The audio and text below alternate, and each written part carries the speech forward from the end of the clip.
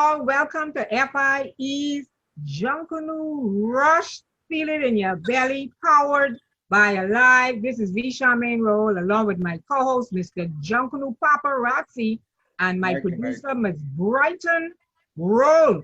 And tonight, folks, is all about the Marshals. And you all know my pet peeve is the Marshals because I was one. So it's all about the Marshals. In my book, they run the parade, they run the road. It's all about the Marshals. We're going to ask the Marshals to quickly introduce themselves before we go into our legend section. Go ahead, introduce yourself real quick for me, please. My name is Nelson Amley from the Saxon Superstars, Grand Marshal. Go ahead. Next. Jaley Thompson. My name is Jaley Thompson, Head Marshal of the world famous Valley Boys. Go ahead, next, Wally. My name is Devon Smith, Deputy Head Marshal of the world famous Valley Boys. I almost threw something else in there. Go ahead. Arnold Bain, for the best group in the world, one family. There you have it, folks. Our Marshals for tonight. And next up, we're going to go on to our first segment, which is our Legend of Our Time section, powered by Bahamas Welding and Fire. And here we have, go ahead, Papa, with our first legend. Our first legend for tonight is Mr. Kevy George Ferguson. Watusi. This was the Valley Boys 1978 Boxing Day theme. The year that Kevy George Ferguson, at the age of 23, made his first debut on Bay Street in the magnificent Bahamian festival called Junkanoo. Kevy's love and passion for Junkanoo is evident in the many years he is consistent participation in cultural festivals and contribution he has made to the development of Junkanoo. He is involved in Junkanoo stated even before he began rushing. His elder brother, the late Leslie Strawn, was a bella in the Valley Boys backline. There was times when his brother would call on him to help getting his costume ready for the parades. When Robert Ferguson, one of the Valley Boys' lead bellas and builder of the group, moved into the pond, Kevin would hang around and watch him build. This sparked his interest to join the group.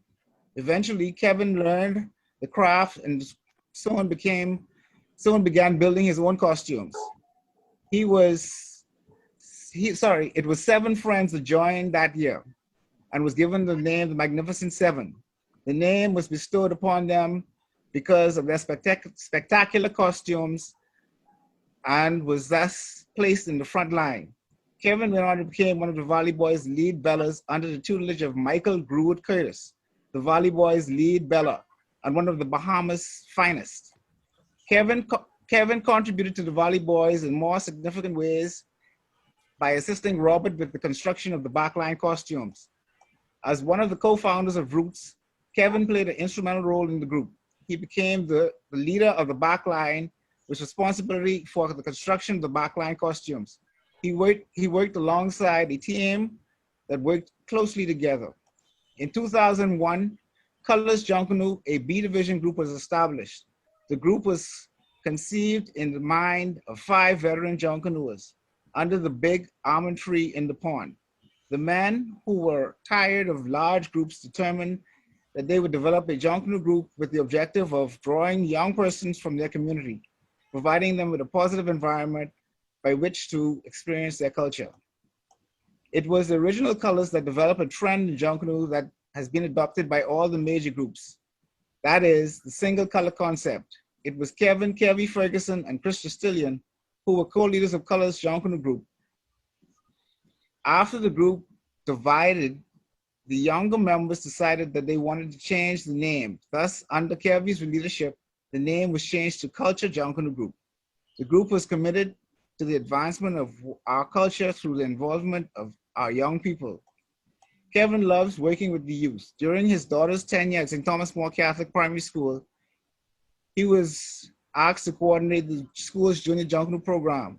Without hesitation, he accepted the challenge. And in 2005, he brought a group of enthusiastic students, teachers, and parents to Bay Street under the theme Sunny Bahamas. The children wowed the judges. to capture the first prize. In 2006, he brought them back again to Bay Street under the theme Gumby Summer to pick up their second win, affording the students bragging rights of the two straight. However, it was 2007 that they lost their winning streak, taking second place behind Freeport. Kevin's experience with Junkanoo has not just limited to Bay Street during the Boxing Day and New Year's Day parades. He became an ambassador for the Bahamas, representing the Bahamas through Junkanoo. He has traveled to many places internationally with the Ministry of Tourism and has performed at many events, including the Smithsonian Festival in Washington, the Bud Billiken Parade, and Caravana Parade in Canada, and Carafest in Trinidad. In August of 2001, Kevin was recognized for his participation as a member of the Bahamas Junkanoo delegation in the 8th IAAF World Championship, Edmonton, Alberta, Canada. In December 2013, he was inducted into the National Junkanoo Legend Circle. When asked what he liked most about Junkanoo, Kevin replied, it is the colors and the music that fascinate me most. The real Junkanoo music, the music of the goatskin drums and the cowbells. That's what made Junkanoo unique to the Bahamas. Kevin was a member of the National Junkanoo Committee and has been an active member of the JCNP for many years. And that is Mr. Kevy George Ferguson, our first inductee into the FIE Bahamas Building and Fire Hall of Fame. There you have it, folks. Salute to our legend of our time, Mr. Kevy Ferguson, and everybody in here, I think, should know Kevy, eh? He's a veteran. So tonight, folks, like we say, it's all about the Marshals. Guys, we talk plenty. We talk plenty before we come on live. And folks, again, we apologize because we have some technical difficulties regarding Zoom transferring to Facebook. It's been happening quite a lot now. We don't know if the platform has been upgraded. So hey, we can talk Junkanoo anyhow, eh? So let's go. What exactly is the role of a marshal? Who can answer that first? What is the role of a marshal? I'll start. Good night. My name is Devon Smith, Deputy Head Marshal of the Valley Boys. The role of the marshal is very, very intricate. The marshal is the go-between between management and the group. The marshals are the big brothers. You get a complaint, take it to the marshals. Marshals take it to management. The marshals are, if you want to say the marshals are the backbone of a Junkanoo group. If it's organized property, yes, they are. You want to move the parade? Need the marshals. The best way I can possibly put this is, in anything you need done, you get an awesome team of marshals. You can have a proper flowing event. But in Junkanoo, your marshals are, like I say again, the big brothers. You can get all the complaints. Everything you could think about, come into the marshals. And the Valley Boys, the marshals can catch it. Because the way it's structured. Someone else can take it from there, but the marshals are the backbone of a group. Go ahead, Zach. Let me hear what Zach say. The marshals, marshal and Junkanoo groups, marshals have a very broad shoulder, and they got to be something like a duck. Whatever said, they got to just roll off there. Marshals, you're going to be, especially the morning when you're going to rush, you're going to be people's mother, father, their priest, their nurse, their doctor, whatever they need, whatever your group needs, you're going to have to do it.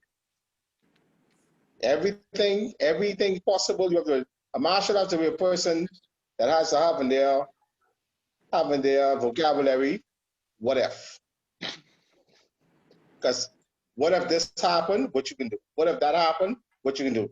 And in Junkanoo, something always happens. No matter what, something always happen. To have you on your toes, that you'll have to react to do things just to keep your group moving.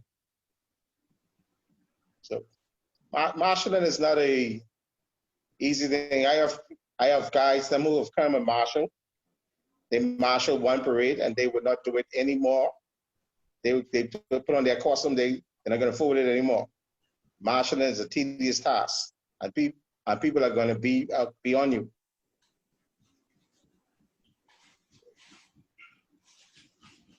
Think about. You finished? Go ahead. I would say that is why I wanted to allow one or two people to say something, and I'll piggyback off of that.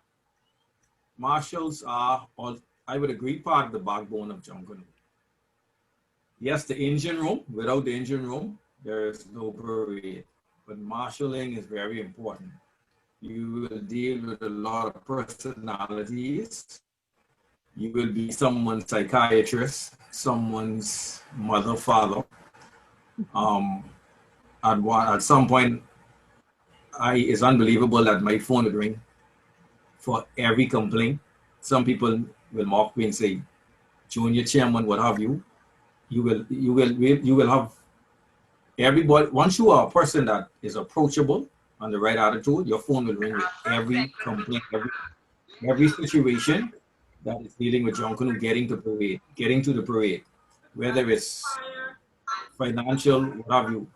And marshalling is very important, and it's very important. I would say it's important to have a very effective marshal unit for a parade to flow in terms of the clock, the movement, getting to and from the parade. So I would say marshals, I applaud every marshal of every group, and we are definitely part of the backbone of Junkanoo. Okay, Amli. No, I think they hit on everything. I know, like I said, this is my first year being a Grand Marshal, but I rushed for years. But I never knew how intense and how serious marshalling was. And even with everything, all the responsibilities that they mentioned, that still don't encompass all the work that a marshal has to do. Because it's almost like without the marshals having some kind of structure in what they're doing, it doesn't matter what the group does, the group could lose. So the marshals are really important with making the connection, with getting everything done for success. So I agree with everything they said. Okay, so let me tell you all what I feel, what I experienced from being a marshal, what a marshal is. To me, a marshal determines the outcome of a major parade. From my perspective, because a marshal has to make sure persons are in place, getting all the pieces to the parade, getting all the pieces lined up properly on the parade, making sure that every section is covered for anything that may happen along the pursuit of the parade, from like you say, getting them in the trailers, okay, being to the shack from a certain time before a parade. So a marshal job normally start, if the parade starts 12 o'clock that night, the marshal job starts from 2 o'clock that day, correct? Days before that.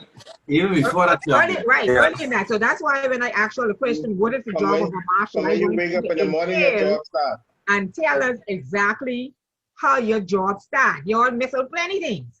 Boy. So let me say, okay, so even before we get to Bay Street, a marshal job starts from the practices, correct?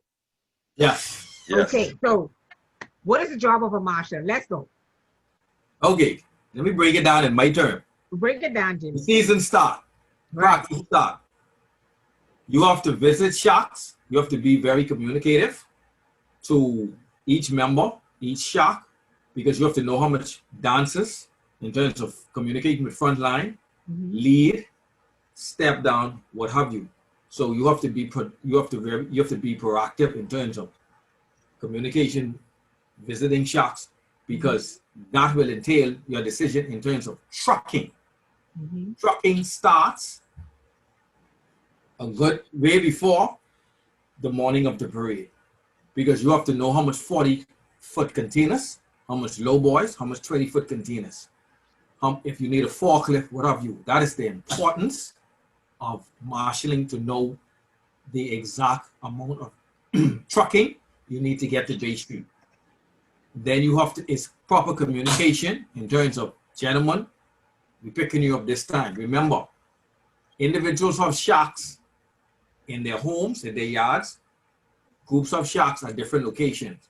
So all of that you have to encompass weeks and days prior to the parade.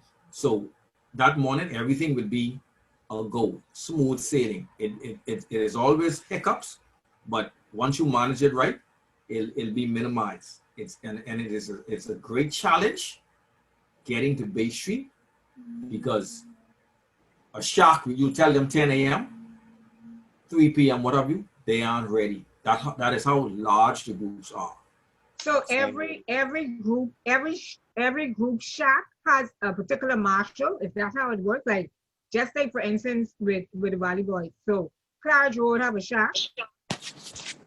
Does the next thing about Claridge Road have a marshal for that shack?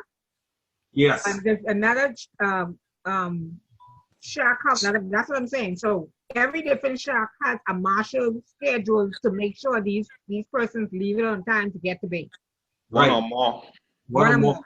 But being head marshal and 1 or 2 deputies, your role is to visit these shops, because before the parade, you will have requests for material, which is very important, right? Glue, rods, whatever. This is very important, because for individuals, especially who need costumes, for them to take a whole hour or 2 out of their day, out of that important time, which is disruptive in terms of productivity, that is our role. So lead up to the parade is a lot of internal work as a marshal. You may not see, yes, we may be in the shop sometimes pasting and helping, but behind the scenes is a lot of internal work in preparation for the parade. Even before trucking, material is very important. And everybody can attest to that. The groups are large, and individuals now, they need glue, they need rods, they need paper, and you will be requested on that. Okay, so Zach, this is a question that I have for everybody else too. When does a marshal rest? When does a marshal, okay, you didn't say Boxing Day, right? Mm-hmm. Yeah. You then ain't got no time with your family. Because from that morning, like you say, you got to go around to all the shops, make sure everybody's in place. Yeah. Go ahead, explain that for us, please. So you say when the marshal can rest? Yes. When does a marshal get to rest before they hit the parade? Papa laughing. No, you're not gonna rest before you hit the parade. Just like the average Junkanoo don't rest the day of Christmas Day, they waking on the costume. The marshals have the same thing. They gotta get things ready and things in place for people to get to B Street. There is no rest. 72. You know, you rest, and the marshal, they didn't tell you the worst part, man. These fellas got to pack up everything at the end of the parade. Right. Yeah. We discussed that before the show. So they don't end. Sometimes they don't end till 5, 6, 7 in the evening. At evening, yeah. After the parade. When people are going to hear the results on our key, they will blow to me and screw down the window. But you ain't going home yet? I just go into my car in Hilton parking lot, because that's how much costumes on Bay Street sometimes is left because of poor construction. Whatever, we have to make sure all costumes are taken back to the shop. That's part of trucking. So marshals don't have any rest. So Sunday practice is very big for the Valley Boys under the bridge, right? That is where I put the pressure on my deputy marshal. Barricades are a must. It's a challenge just to get barricades to and from. And then, my Bahamian people, they are not gonna they're not gonna comprehend a garbage thing. So when practice is over, you have up to 2 hours of cleaning up because the dock master will call your phone. The Valley Boys at practice, why is my dog not left in a respectful manner? So it's a lot of challenges. Marshals, Junkanoo season, once it starts, Marshals don't rest. Yeah. Okay, so I can attest to some of the things that happen during the parade. I notice a lot of times we have, each group is allotted, I think, 35 jackets, 35 Mhm. marshal jackets. Okay? Chicken, you know where you're you laughing. Yeah, Lord, wait. Each group, Zach, is allotted 35, Emily is allotted 35 marshal jackets. How Yeah. much of them marshal jackets is being working? How much? So listen here. You can never. You have 35. You really a major group really need like 75. Thank you. But hold on now, hold on, Emily. Now when I say Young 35, lady- I try and that figure out there, right? Because even though y'all got one little 35, only but 5 of them working. That isn't enough for a major jungle group. But No. Emily, When you yeah, talk, I mean, when you talk about the people from front to back, the assist those frame dancers, the assist the naked dancers, you'll be fixing. When you rush, remember now, all these things, they only paper. You got a little piece of rod and everything is paper. So as you sweat, those things you got to fix them. And somehow people they believe in dancing their costume until they fall off of them. So you have to keep fixing. So you will have people with tools and you have people doing all kind of different things. And you have some people, you have some marshals who bring an extra punch, bring a pace punch. Fella falling down, he can't tow the costume no more. They throw in that punch, they go in that costume and get it. So marshalling, it's no easy. It's no. Once you become a marshal, believe me, your job. The rushing is the easy part. You can put your costume on rush. That's the easy part of jungle. When you're a marshal, your job start that morning at the parade say get out 10 o'clock. Right. That morning when you wake up, get something good to eat that morning because you ain't eat no more. And your job isn't finished until every costume is off of bait. Remember now they have a new rule now what they call it, say obstruction. right. So everything gotta move. It So gotta how move. does one become a marshal? How does one become a marshal? That was supposed to be one of my first questions. Show some interest. You don't turn no one down. You show Yeah, interest, you but can see, do. they may show interest just to get on Bay Street because say they ain't got to pay no costume. Because see, I see plenty people don't be working. Say, listen here, once you show interest, once they start working, they realize whether or not they want to do this or not. Because you do work them from practice. Right. Just to keep the crowd off your group and practice, that's a task. Yep. Yeah. But, yeah, I mean, So, and when practice finish, I know I have a little fellow who like is basically sleep around there around the park. We let him clean it up for us right. and give him something. But when practice finish, you still gotta wait around and like hang around and say, hey, make sure everybody gone. Then you got those people that move, don't like go home. So some people who don't look like they know where home is. So you there hanging around like because you want the fella to start cleaning up the place.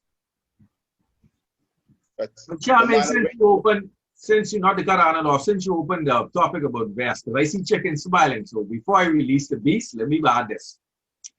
We can keep it real. Right. You will have some dedicated marshals. In my role as head marshals, I will applaud my team. I've seen major improvement because I will get all the complaints. Why? It's because, let's keep it real, in every group, we have individuals. I want a vest just to be on Bay Street. I don't have no tools. I don't have nothing. But when group members who need help constructing the costume, what have you, whatever, they call me. Marshals don't have tools. I've seen a major improvement in my team, work in progress, but I give them an A- because in the last 3 parades, I've seen improvement because that's the type of individual I am. I have to be adamant about that. I have to put that pressure on because it irks me. It irks me that to have a vest is a reward system now. I don't mind rewarding, but you can't reward the higher percentage, meaning if it's 60 or 75 of us, 60 of us have vests to walk around, but 15 have vests to work. When the group have almost 1,800 individuals. This is the challenge all marshals with a test to. We can keep it real. We can put everything on the table now. We have individuals in every group, they want a vest to walk up and down. Even our friends, even our family members. And I tell them, I break bread with you, but I need marshals to work. Because after the parade and during the parade, I need marshals to work. Now we have some marshals who well and do things all year round that deserve a vest, but that vest situation, that's oh my God. Let me ask you a quick. You need a bodyguard for that? About the vest. I remember a few years ago they gave I think they gave everybody a pink vest, and that revealed that we have a massive amount of people on Bay Street, and not all marshals, because what tends to happen is marshals from other groups tend to watch other groups. Right. So Bay Street will just be lined with just people who just blocking people's view from even people in the stands who paying their money can't watch the parade because you have so many people standing up on the sidelines. I hear the concern about the marshals, but I mean we also know that there's a system in place where I get a vest for my boy and I can come rush down the road with Valley Boys. Right. From a B division or a D division. I even see them try put the names on it now. That don't make a difference because people still don't care. No, they don't care. So they make it a bad name for the persons who work and who really need the vest to say if they take the negative part out of it, I would use. That's not the word I want, but if they take the negative part out of it, right? And implement a color system where no corruption, no funny business. Valley Boys wear blue. One family wear red. If any other color in that group, if red in the Valley Boys, 5-point penalty, which will be enforced. It may change, but like I say, this vest situation is a whole different topic. That's a whole different show because we can go on for 3 hours with them. But do you think adding another penalty is the answer though? Because I mean, we haven't got these rules with Section A, B, and C like the Constitution in Junkanoo. I personally feel you have too many rules in Junkanoo, too many deductions, and that's lending to the problem we have now with these results, with these point this and point that, and you can't do the maths and I don't know if more point deduction is the answer. That's a valid point because I think we have too much rules and too much penalties. But with the vest situation, I think you just need to work with what you have, allow more vest, But I noticed, well, especially the Valley Boys, Jaylee, with your lime green shirt. I noticed your marshals have, and I think one family marshals were wearing red shirts. If I'm correct, Zach? They wear red shirts, right? Sometimes it depends. Wear what, right? Because I noticed y'all more now uniforming the marshal. So you could really tell now when somebody who is supposed to be with the marshal jacket on got a marshal jacket on. Work in progress. Yes. Because not everybody who have a vest on gets it from me. That's the problem. That's why I say I don't want to really go into that, but like paparazzi just say, why want with vest? I know who to call. Where you get out. Not everybody is on my list, but they will be on Bay Street with a vest. Nobody have to be a Valley Boy vest. It's and even I'm with the vest situation. I never knew that I never knew that we had that much press in the Bahamas. And I mean, I really did not know we had that much press in the Bahamas. This little country got media, you mean? The whole road will be blocked with everyone, and it shows on their shirt, media or press on their vest. And Right. they just been a nuisance. Yep. And I've had- Bill, the real How many job talking of about us? too, How the many real- talking about us? No paparazzi, honestly, it is be a lot. Roswell Square, the people who pay for the tickets, they complaining. That's why I don't shoot in Rawson Square. I hate it's just Right. congested. Too many No, people. right. I don't But mind. see- I don't mind. The vest don't bother me now. I just rather a system where respect the parade. Meaning, I don't need 30 people in the front of the Valley Boys banner with vests and head on the television and camera individual who's shooting for the enjoyment of the international people. From, Yes. Stand to the side. You see cigar, vest, hand, and pocket. I'm not going to get in no argument with you with vest. Where you get it from? That's okay. But I don't need 30 of y'all standing around the Valley Be Boys. quiet. Gate open. Listen, let me tell you, he has gone. He just hit something on the nail with me. You think about it now. I gotta say ZNS. Because ZNS is only them who look like they can move into the future and have the camera without the cord on it. So the Right. cameraman is coming there, your choreograph girls is coming up, and this big cord he got running down here, and you're telling him, hey, you need to move from there with this cord. Right. And he's mad because what's about someone for trip and fall over this cord? Right. I said, why you can't go wireless? I haven't seen very well. They're just behind. And I've heard comment. that big I've heard wire comments with the I've heard can't blame comments. COVID. Shirley Street. You can't blame Anna, COVID. They've been doing that for years, so they just stop. right. Anna, I've heard comments now. Buy some better Yeah. equipment. West Shirley Street is more active than Bay Street, more exciting than Bay Street now. Yeah. Yeah, it is. I've It heard is. comments. Yeah. Because People be you telling don't me, have all that, you don't Like have all Marshall the media Street there is on the show so- street. Right. For Yeah, years, that's Shirley cool. Street. For Yeah, for years. years. Yeah. For years. And see, even with the marshal, right? The marshal's supposed to control the flow of the parade. So the marshal have to control the flow of the parade to make sure that you make the time, correct? Yeah. Yes. Yep. And so see, that's another vital thing that the marshal have to make sure to be telling everybody to come up, to move. Time. How could, as marshal, right? You could make that more efficient for your group to make that timing. I know, like you love front line. You love, okay, in the front, you love some dancers, you love the banner, you love some more dancers behind that. Does every single section have a marshal right there to be telling them to move? Because I notice sometimes you'll have a lag, you'll have a space, you'll have, how do you work that out? Let's check in portfolio. Boy, Charlene. Charmaine. Sorry, Charmaine. That I consider to be one of the trade secrets of the Valley Boys. And I have caught a whole lot of why he there.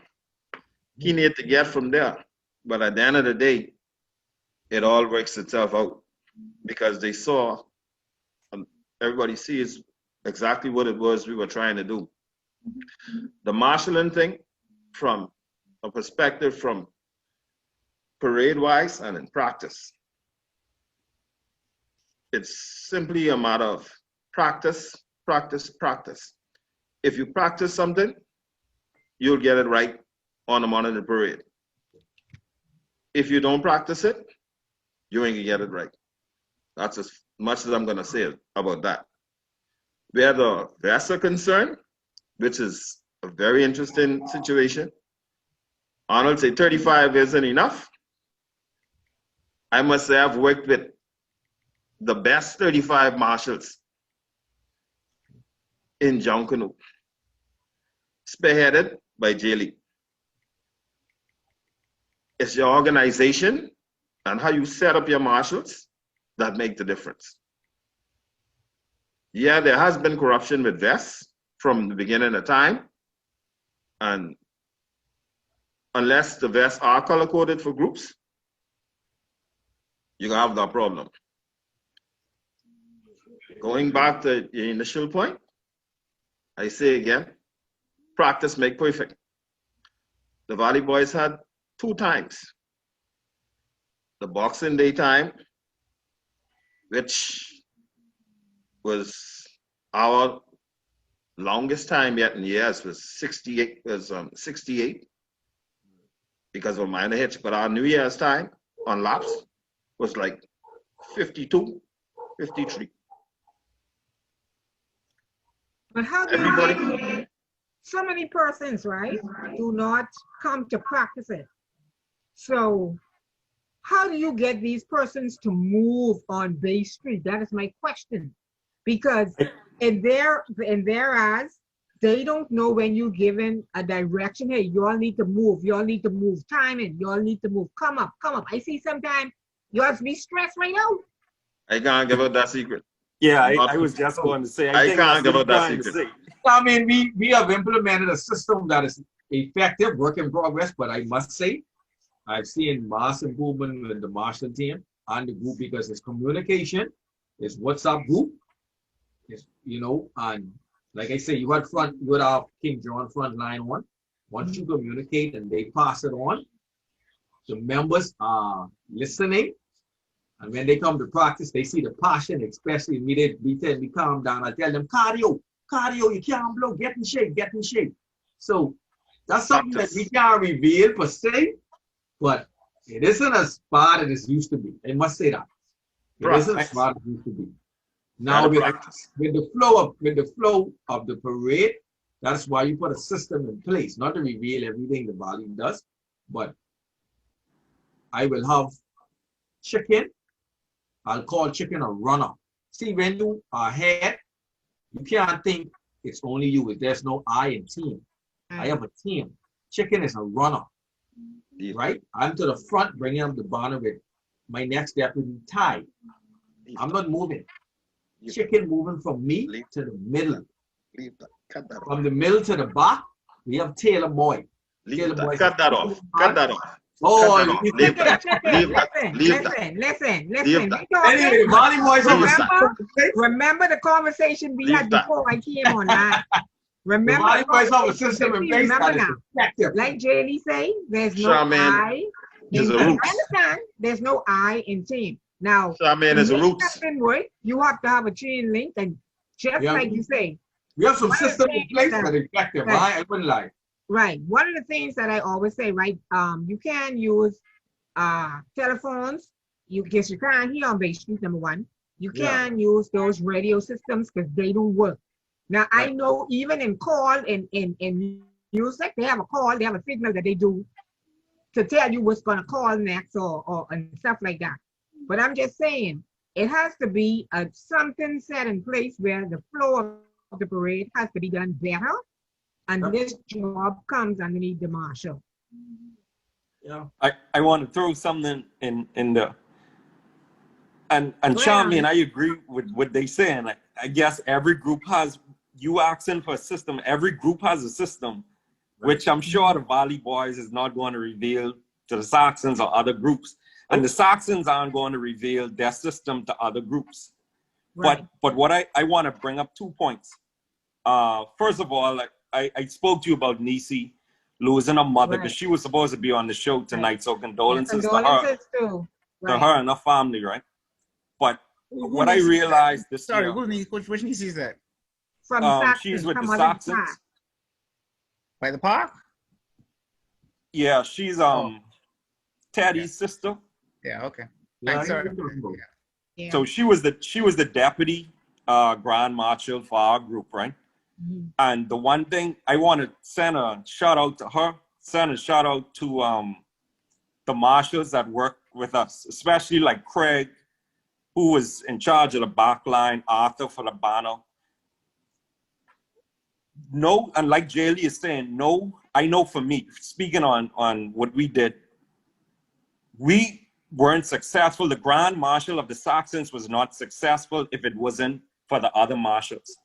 The other marshals is what made the whole entire marshalling successful. There was a system and everyone is needed to make that system work.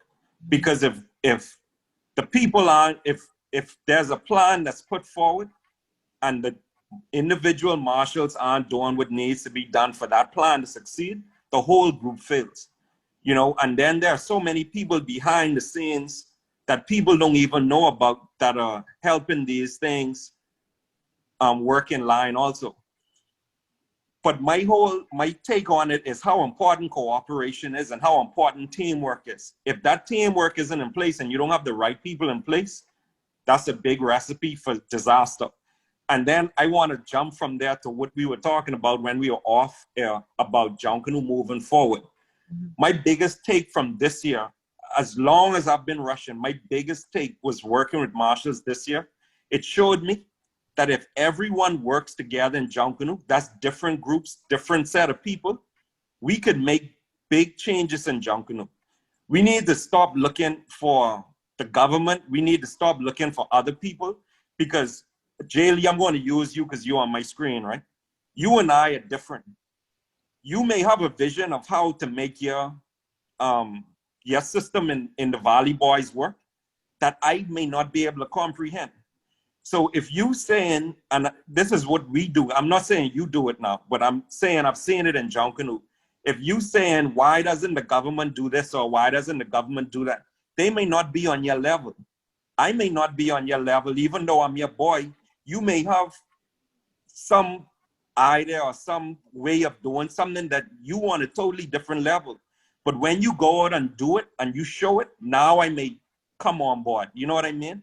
And in life, a lot of times, that's how it is. Even the creator of Facebook, when he was trying to explain this to other people, people was telling him he was crazy. But when he went out and did it, and then people were able to see it, they jumped on it. So I'm saying this to say that I feel like we have such brilliant minds in Junkanoo, people who are not, I don't want to say, or not short callers in government or whatever like that. But we can't expect them to see our vision because we were blessed with certain visions and stuff that they can't see. So I feel like if people like, and I'm not saying me, but I'm saying if these innovative minds work together, I think that's what it's going to take to move Junkanoo forward. Not waiting on other people because they can't see your vision. Right. They ain't on your level. They ain't on a lot of, I want to say, All right. I'm not talking so, with me. Before you go on with that, because we getting juicy now, because we can really, I can rip that open in a minute, but we're going to go to our next legend right now, because you open up another can of worms that we're going to get into. Let's go to our next legend right now, and then we're going to come back to that. Okay.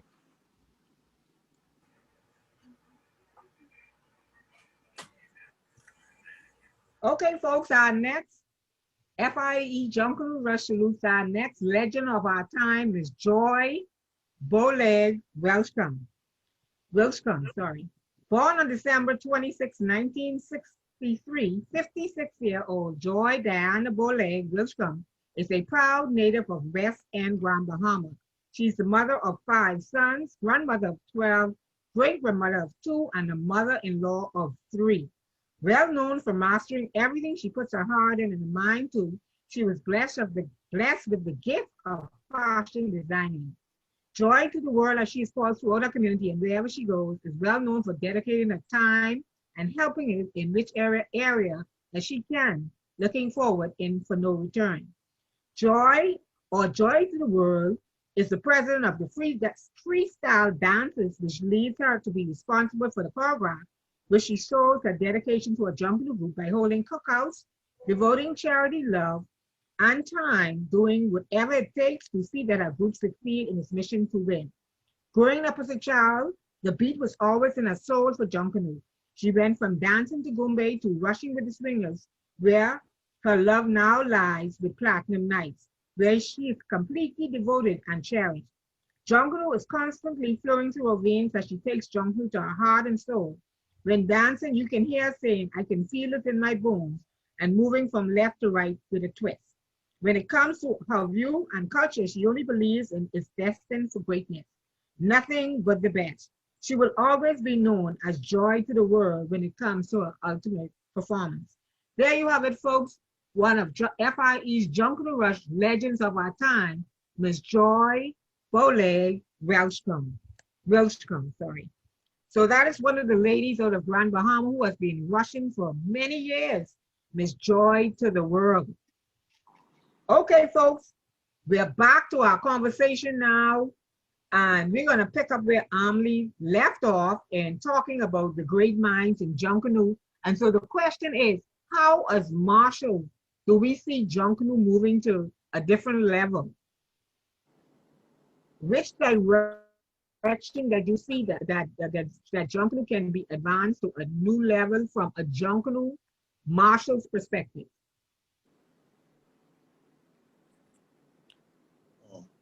That's the question. Well, one of the things is putting in place a different a business model. I think things are in place for a business model to come into existence, and I think we are able to put it in place. We just need to work together in order for it to come in place. And I think, you know, off air we were talking about some of the ideas, but paparazzi.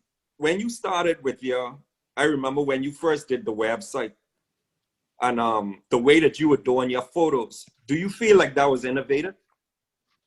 Well, at that time, I wasn't the first person to do it. There was a young lady by Vanessa Small. I think it was Junkanoo Beat at the time. Right. And she was just basically shooting the boxing in New Year's Day parade. And I was saying to myself, Junkanoo is so much more than that. But when I originally started, I originally started out just shooting my personal group at the time, which was the Valley Boys. Right. And that's why for the first year, my archive is so Valley Boys driven, because when I first started paparazzi, my vision was for me to try to liaise with as many people as I can to actually get them to do the same thing for their group. But at that time, nobody could see the vision. I wanted a paparazzi for family. I wanted a paparazzi for Saxon, because paparazzi is plural. It's not singular. Right. It's actually paparazzo. So that was my vision at the time, but it just didn't work out that way. So I had to end up doing everything myself. I had to grab the bull by the horns, like they say sometimes, and just do what I had to do. And 14 years later, still only me. I've actually tried to get some people to actually shoot with me. If they tell me it's too much hard work, so there you go. But even like you said people couldn't see your vision, but you doing it. But look how many people come to you. I was in Canada and I was calling you, asking you to come over there. You know what I mean? Yeah. So I'm saying, like, someone may not see the vision, but we are innovators that we could put things forward and make a change. Chicken, you mentioned something about the Valley Boys. Now, the Valley Boys are my friends. I got Jaylee is my boy, but I like the tease now, right? So, you know, you all say, you all starting, you all want something new, right? And you all went for something different. You all don't want the regular procedure, right? In terms of Russian. We do not want.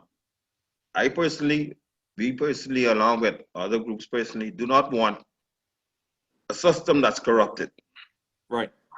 People put too much money in the costumes, especially individual pieces, when you can see who is won from who hasn't, or the work and what should be judged for it to be cheated on. You can't walk back in the past. You can live in the present, but you definitely can make plans for the future. Your present, right now where we're at is, listen, let's clean this up, because there's too much money in it. There's too much investment in it from individuals as well as our sponsors. If it keeps up, our sponsors are not going to want to give you money when they can see that their costumes are better than other groups' costumes and their costumes are getting nothing. You're going to strip Junkanoo of its infrastructure where the money is concerned, where the sponsors are concerned. You're going to cost fellas looking. Who spent $1,000, $2,000? He can take that. He'd rather go shop for his children, because he's not getting gratification from a corrupt system. I know it's corrupted. I witnessed firsthand. I'm also a member of the NJC. And that parade was monitored. It was looked at from top to bottom. Even in some areas I didn't know. Yeah. And there were good systems in place, you know. the JCNP had very good systems in place. The problem was they breached their own systems. Now, it makes no sense putting systems in place if your organizers can breach their own systems. And not only that, when you do that, you get fellas spending, like they say, their own money. You get the fans coming and they're spending their money. If the fans are gonna be cheated or they feel as they're cheated, they ain't coming. And So- that's the thing. Let's start afresh. Get rid of the old corruption, bring in something new. Okay, so the question that I always say, right? Even though you might have the JCNP and you have the NJC as separate entities, the JCNP for New Providence and the NJC really for the Family Islands, right? I think Junkanoo, even though the JCNP is in place for the New Providence Junkanoo Parade, I think that it should still be how they have the parade management team falls underneath the JCNP. And the parade management team looks like it's comprised of a lot of persons still that in the JCNP, managed by the JCNP. I think that the parade management team should be an independent entity aside from the JCNP. Okay, that's my feeling for it. And I feel like once this independent parade management team is put in place, when the mantle is handed over to them for the particular season, I think there should be no other hand in it from the rest of the groups. Everybody should just walk off and just let the management team run the parade itself, because it's too many changing of rules and it's too many the same persons running the JCNP part, to me, the same persons running the parade management team part. I just think it should be independent. Even the independent parade should run everything by itself, apart, in and apart from them. Because I know one time at a certain date, the mantle used to be handed over the parade management team from a certain date to just take over. But for the past several years, I don't think that has been happening. So I don't think we should have strangers, really, foreigners, running our parade, because we know our things better of ourselves. I think we just need to put integrity and dignity in place, and then we should have better flowing parades. I think the whole scoring system in of itself with the paperwork and all this thing,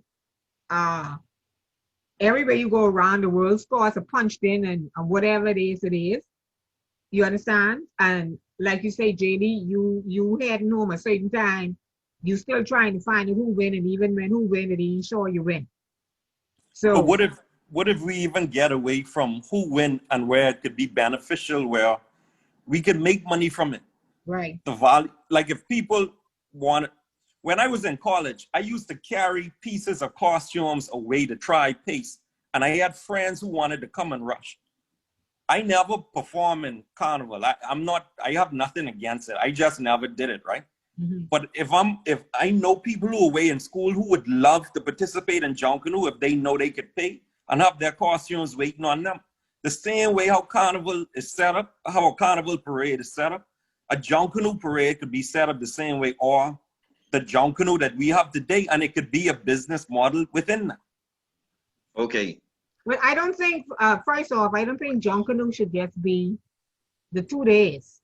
And somebody dropped this idea, which parades, which off parades, y'all think is the most successful parade? Off parade? Yes, which off parade? Besides, like from June 6th to Labor Day. Labor Day. Yeah. Okay? Yeah, Labor Day. And Labor Day is in which month? June, eh? The 6th month, right? No, And we're speaking when Jordan. is Boxing Day? The 12th month, right? 12 months. That's 6 months, right? So what if you had a full-fledged parade half of the year, and then a next 5 parade the next half of the year? Because that 5-day difference between Boxing Day, that's 7 days, that between the Boxing Day parade and the New Year's Day parade, that ain't making no sense. Because for every time, it looks like everybody just preparing basically for one parade. when it comes, y'all notice how every New Year's the parade's getting less and less and less and less. Y'all look at that. Y'all look at the quality of the parades for New Year's getting less and less. Y'all saw that? Right. Have any of you guys picture that? Notice that, Okay. that the Boxing Day parade is the hype parade for the whole year. Even now, between Labor Day and Independence, to me, Independence is a little bit better than the Labor Day. Because Independence, everybody dressed and they, it's a toss up between the two. But June is really the opening season for the Junkanoo parade. I can't reveal too much, but I think it. New Year's, boy, New Year's is very focused on. If you look at the past tapes, boy, the Valley Boys is certain groups really just have their Labor Day parade. I mean, sorry, their New Year's parade. New Year's.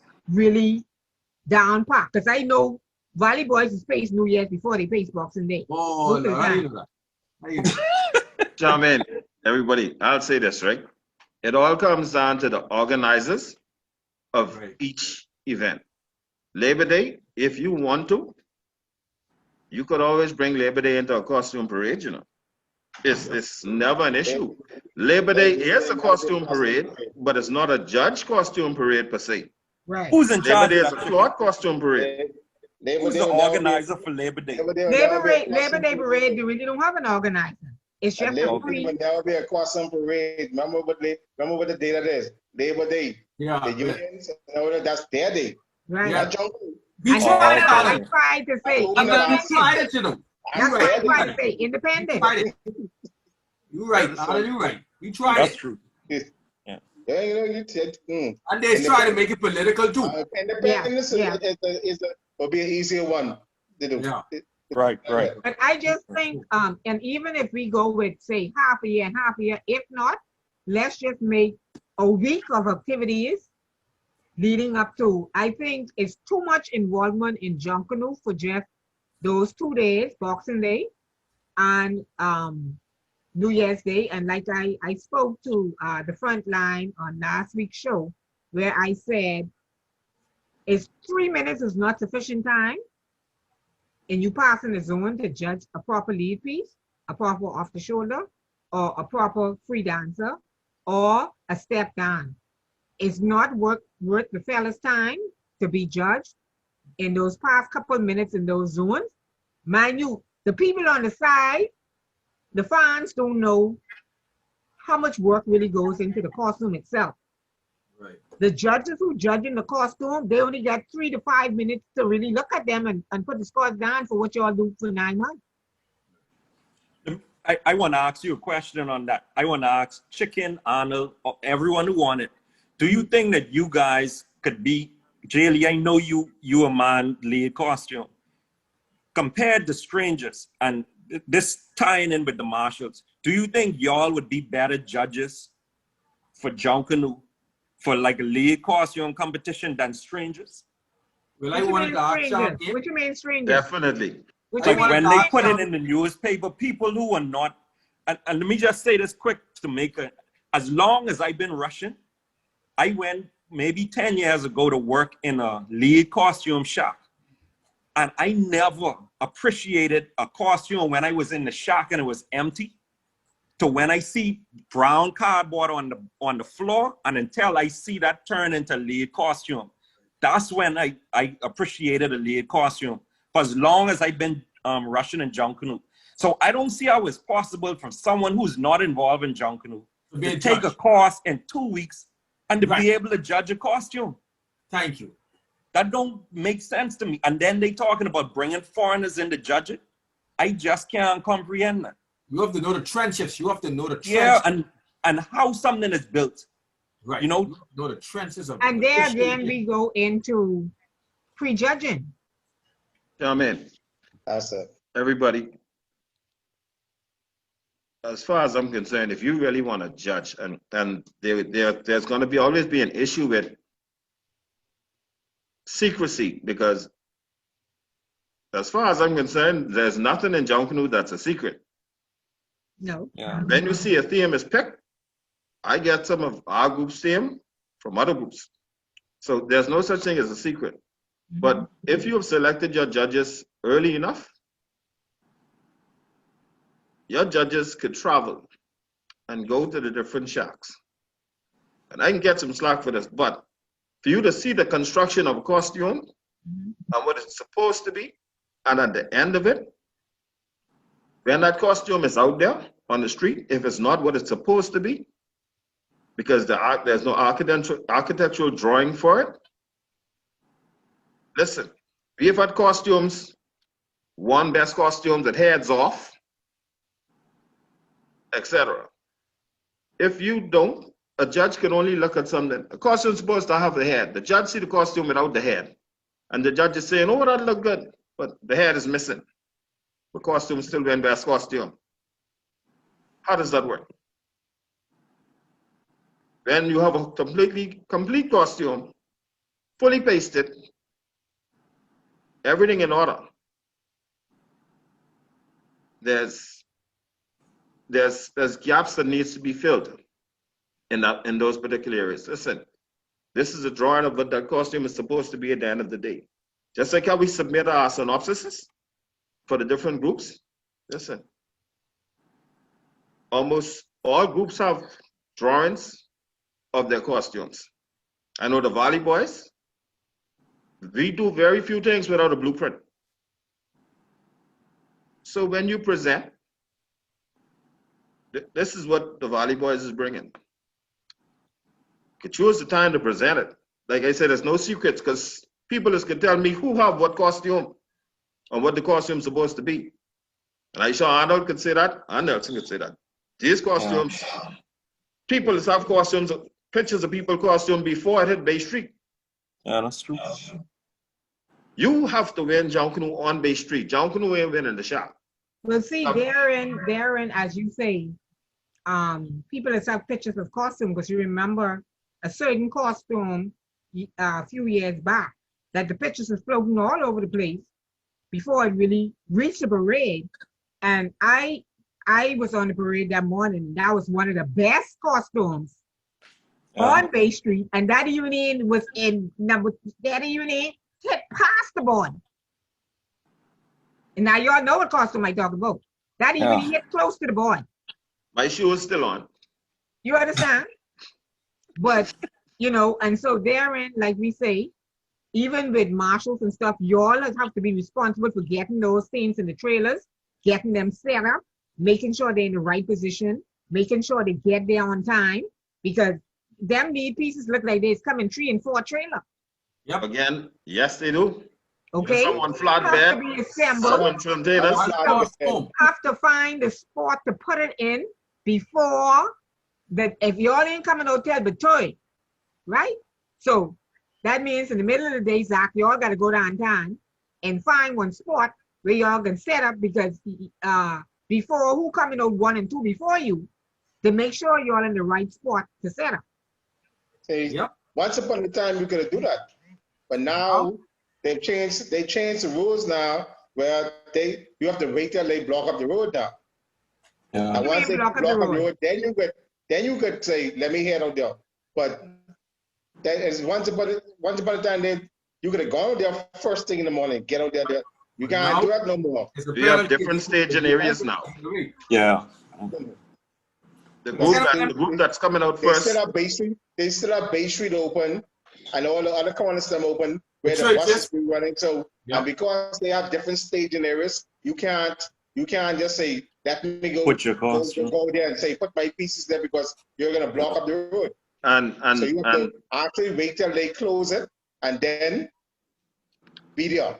And the problem with that is between, I would say the parade management team, okay, or the JCNP is responsible for all that. Now, let's look at the entire perspective of Junkanoo, moving costumes in time. There's one factor that is taken into consideration, that's weather.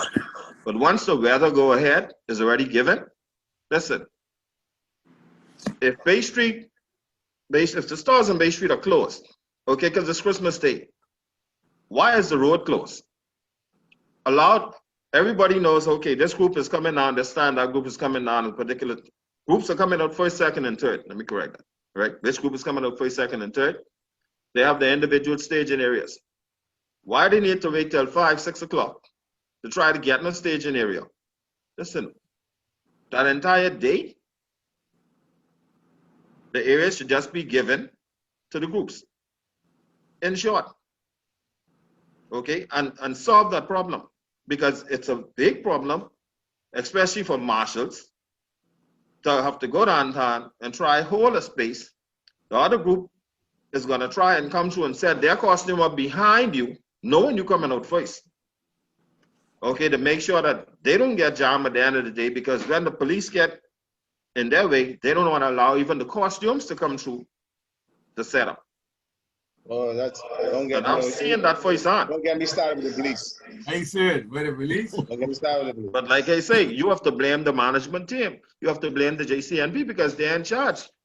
They sit in the meeting. I can't really blame them for what's been happening recently with the police, because I've been in the meeting to represent my group with them in there, and all of us said, yay, nay, this was going to happen. But like I told them, one thing is be said in this meeting, but whatever they relate to their officers who are these states is something different. Because now when you try to bring the costume, they ain't letting you bring it. Now you got to walk. You got to these guys got to walk these costumes from half a mile away just to get the bait. So I told them that, so that's why I know they can close it. I know they can close the issue this time. When he said, I think it was good, that my trucks and trailers, they rate their meeting. When they close, we coming. We coming to get it there because we trying to get from having to deal with the police when they close everything. Arnold, to the meeting, when we up to the barracks with the police, right? No disrespect to his rank, because you know the officer gives us, who in charge of traffic, he gives us his number. And I agree with you, because I had an incident, even last year, coming around Nassau Street to the Hilton Way Park, right? The police, I see he was frustrated from other traffic. I said, I'm head marshal. I have permission to park, whatever. I actually had to call his boss and hand him the phone, and his attitude changed. So in the defense of the police, they don't communicate. You don't have to call his boss because they tell us you have a certain time, and once you abide for that certain time, you should have no problem. But we have encountered frustration from the officers where we have to call the man in charge and he'd be like, okay, me and Chicken had to run one year on top of the hill by C.R. Walker to let the trailer through. They wasn't letting us through. But when we call the boss, it's like, okay, because we are abiding by the rules. When we go to the meeting, not everybody goes to the meeting in terms of the meeting by East Street Barracks. Yeah. Marshals, head marshals, deputy grand marshals go there.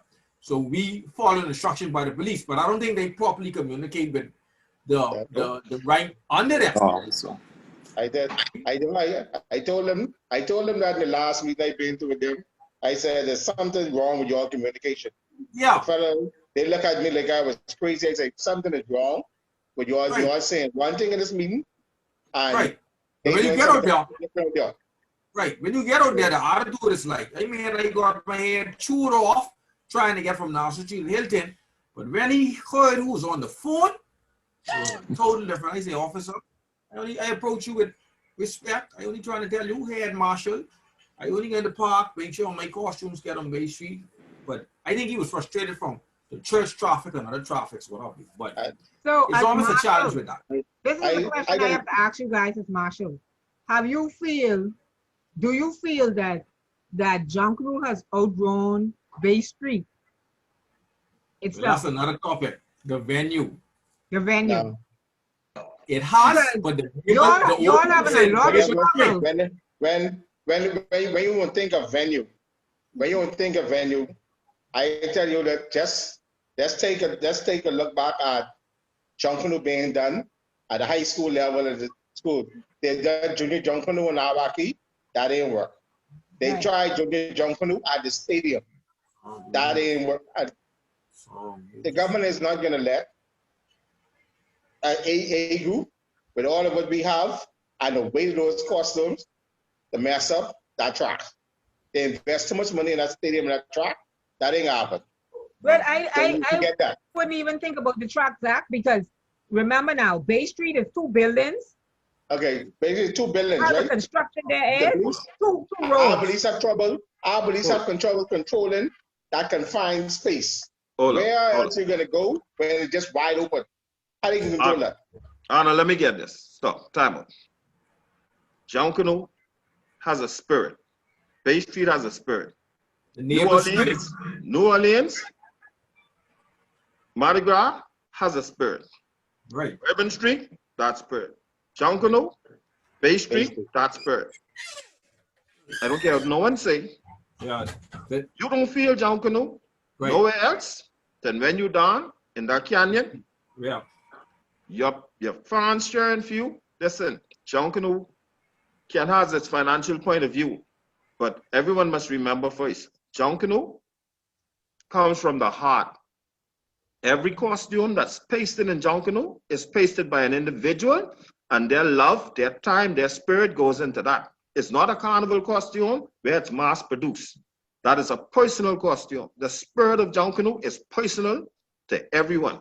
If you try to change that spirit, you could forget it. It ain't gonna happen. I agree, because I did a survey with over the head people, and they call it the naval string. They say the naval string on Bay Street.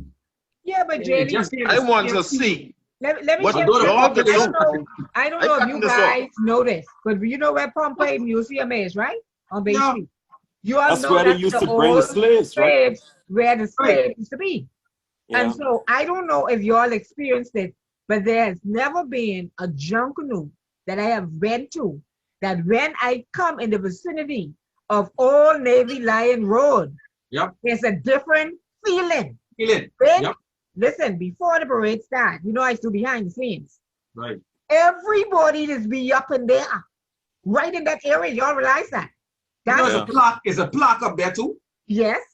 And so our ancestral spirits is still it's a different feeling altogether coming from down in the back there. Yeah. And so we talk about moving it off of Bay Street, but I think if we check out the structuring and the acoustics for all of these different things, we could come up with some different ideas of how to maintain it, or even if we do the route longer. Jermaine, stop. Listen. We know, those of us that are educated and graduate after in the 80s and beyond, right? That the trying to move a Bay Street was to try to satisfy certain people. Yeah. Okay? That got political. It ain't gonna happen. No. The people is the spirit of Junkanoo. And that's where that could stay. It ain't no change in that for nobody who own no shop and all that. No. I even here having that conversation with moving Junkanoo, and I showed all the Junkanoos as far as I'm concerned, listen, you could stage, you could put, this is the 21st century. If you want skyboxes going to the roof, they could go up in the air, because skybox is a party box. That don't have to see the parade eyes on, you know.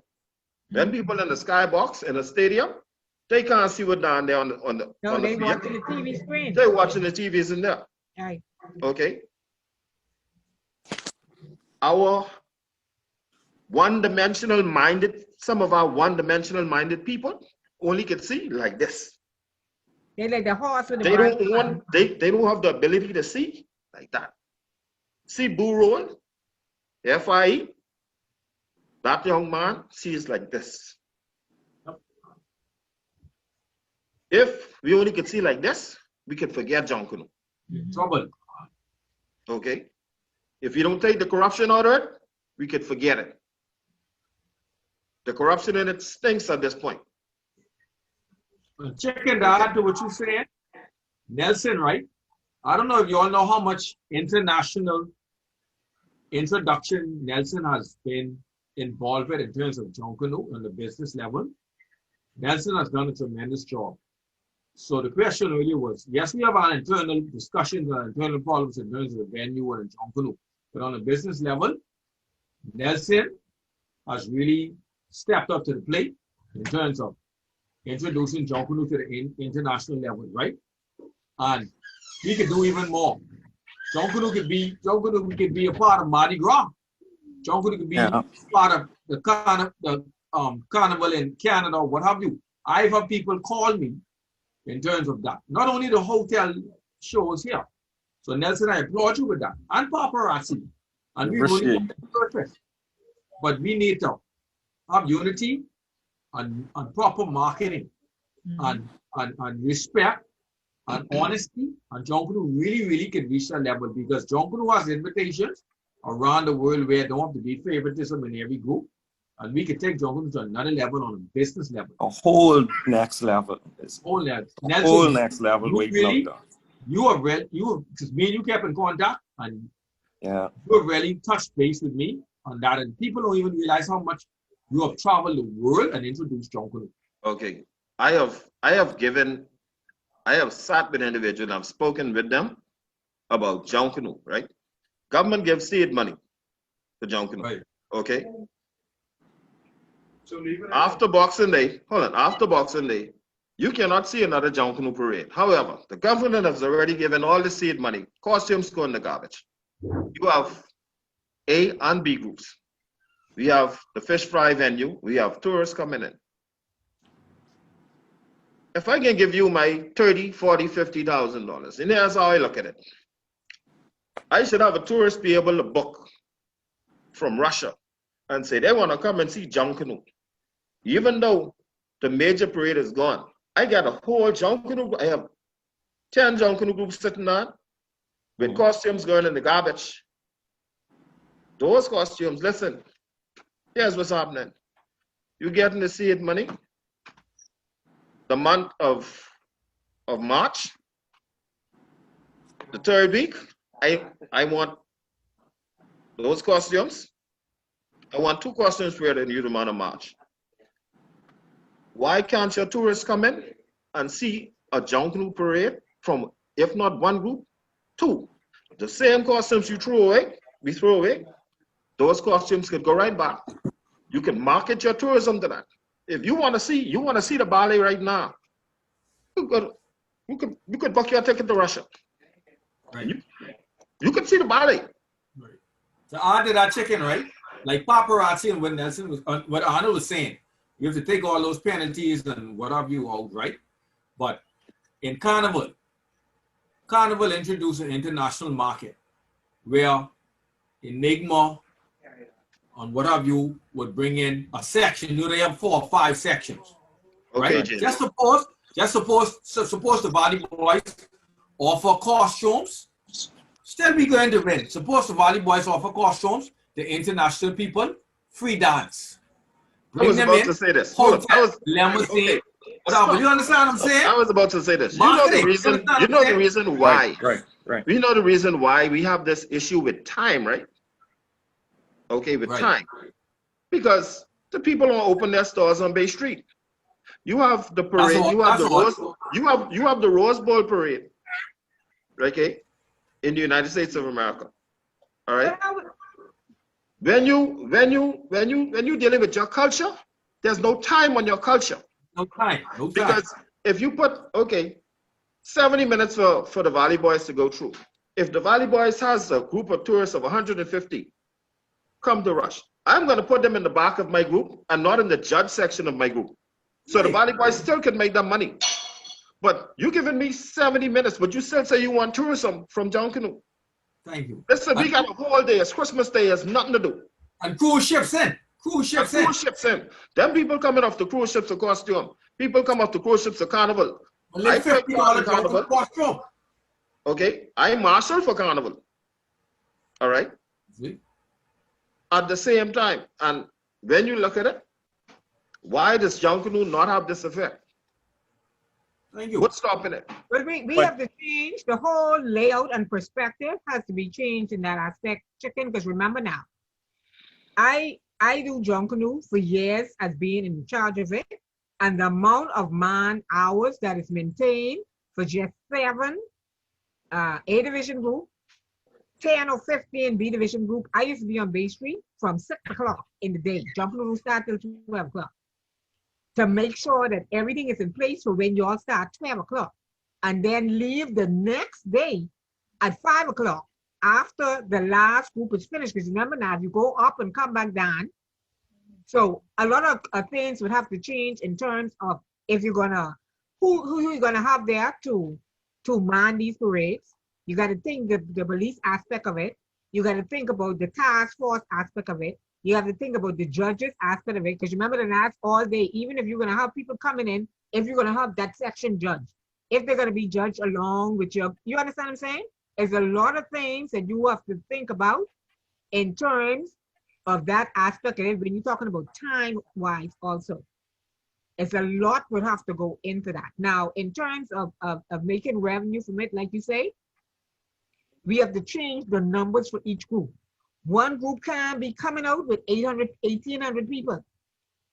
That affects the opening of Bay Street, because like Chicken said, it's the merchants on Bay Street. That is why we are rushed. Even by the time you rush, but then we have a time daily still has to be set for any particular group, because if you don't, you know what happened. You see what has happened on Labor Day in Lord. Independence?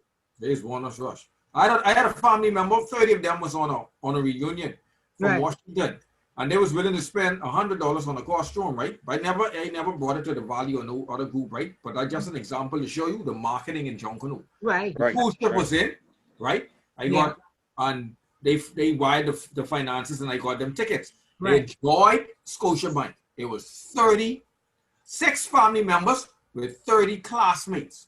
But that's what Nelson has been doing. Right. We have not been really tapping in aggressively to the business part internationally about Junkanoo. Because it's so much money there. Yeah. And like you say, things would just have to change from the top level end of it. And so it can be trickled down into the groups. Yeah, I agree. But Charmaine, we could even change it and take it away from that too. Like, you remember when they used to do, when they first started in Freeport, the Field of Rush Parade, right? Right. Right. Then my brother, he did Rush for Peace. And I think he did that for a few years, right? But that was outside of the regular Junkanoo parade, but it still was a parade. Like, my whole thing too with tourism, my view on it is we in $1 billion industry in tourism, right? But a lot of Bahamians don't own interest in tourism. I feel like we have to start taking ownership in our culture too, because culture and tourism to me go hand in hand. Like how reggae is with Jamaica, you know what I mean? With their music. But I think we could just create something totally new. Everyone in here, I think, have enough knowledge where we could sit down and create something. And there's more people even more knowledgeable than us that we could sit down with. But I think we holding the keys to do this. You know what I mean? That we could start from fresh, from the ground up, and just create it. We know what the problems would be. Like you've been there. You know what the problems would be. You know solutions that could be, you know, that we would need to put in place. But I think, like you say, mid-year, all the tourists here, they looking for something to do. I think you can make you could combine it where it's not a complete competition. Right. It is a mini competition, but at least you bring in culture with it. You bring in tourism in with it. Revenue. So much tourists looking for things to do here. They want to be a part of that. When they come on the cruise, Jaylee, they want to go. They ain't want to be where the tourists are. Remember Gombe downtown? Yeah, you know what I mean? No, cruise ships. It wasn't no competition. It was just Junkanoo. Exactly. The economical part to the economy. Right. It is a business part of it, you know. It is a business part of it, honestly. Yeah. But I think the opportunity is wide open because there ain't no one, it's just there right now, you know? It is. It is. And also too, like the waterfront there where they, you know, a proposal, a museum or something is supposed to be going there. Yeah, I heard about right? it. And so even from that aspect, if you have 1 million passengers coming through the Commonwealth, with that particular entity right there, coming there, paying $1 to view, say every group, 5 lead pieces, right? In there, along with a few free dancers, because you can't have too much big pieces there, right? Imagine them walking through there, just paying $1 to walk through there before they come onto the main Bay Street. 1 million is how much? Is 1 million what? $1 million, right? Okay, so Yeah. let's think about that. That space they have proposed is huge. You would have understand? 5. So That is if huge. you You would have, have 5 lead. You would have 5 lead. 5 lead. You got 10 lead pieces in there. okay, so 10 lead pieces, right? And imagine this too now. Listen to this. Each group, you know how you do the CDs? Every group have their own CDs, right? Imagine every group producing their own CDs, and even if they selling the CDs for $5, Bahamian visitors like Bahamian Junkanoo music. You understand the problem, Charmaine.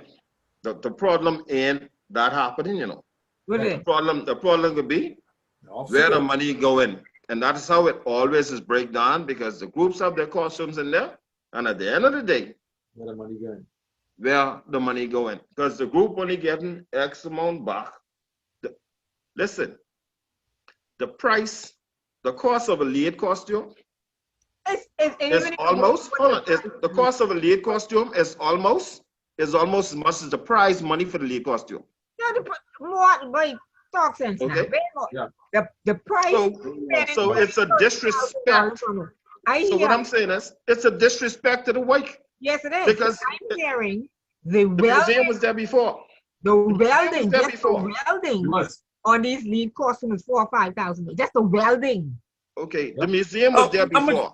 How much would y'all say is a realistic price for the lead costume? You mean in terms of billing it, or you mean? Yeah, like when you all create it, like what would you say, 20, 30,000 for making it? About 30 grand. 30,000. All right. Yeah, but 30 grand.